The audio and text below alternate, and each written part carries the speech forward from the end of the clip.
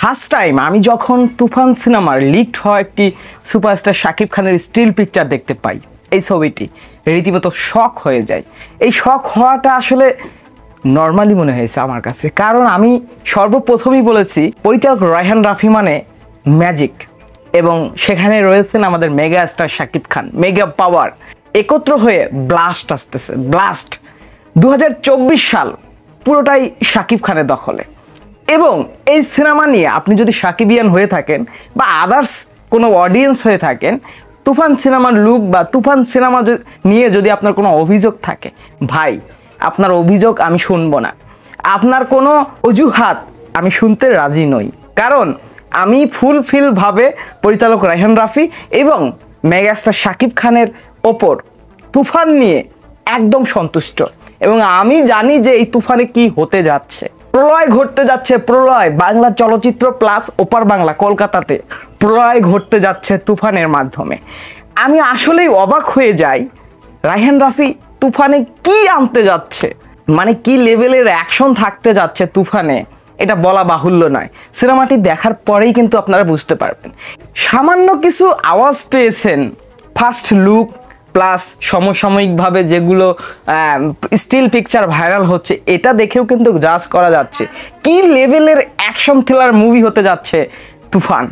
তো এই ছবিটা আমি সর্বপ্রথম দেখে অনেকবার জুম করে দেখেছি এটা আসলে আমাদের মেগাস্টার শাকিব খান কি না। কিছুদিন আগে একটি তামিল তেলেগুয়ের শুটিং ভিডিও চলছে, সেই শুটিং ভিডিও রীতিমতো সোশ্যাল মিডিয়াতে ভাইরাল হয়ে যায়। এটি শাকিব খানের আপকামিং তুফান সিনেমার শুটিং চলছে, এরকমটাই কিন্তু সোশ্যাল মিডিয়াতে ভাইরাল হয়েছিল।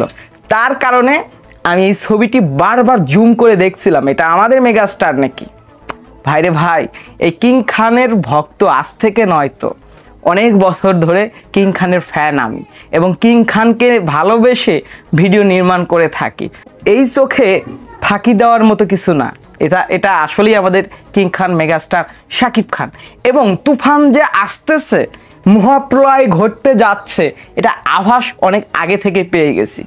যদি আপনি শাকিবিয়ান হয়ে থাকেন, যদি আপনি অন্য কোনো অডিয়েন্স হয়ে থাকেন, তুফান নিয়ে যদি আপনার ভিতরে কিঞ্চিত পরিমাণ অভিযোগ থাকে, সেই অভিযোগ আমি শুনবো না। আপনি শাকিবিয়ান হয়ে যদি আমার কাছে অভিযোগ দেন রায়হান রাফির বিরুদ্ধে বা শাকিব খানের তুফান সিনেমার বিরুদ্ধে, তাহলে আমি ভুলে যাব আপনি শাকিবিয়ান।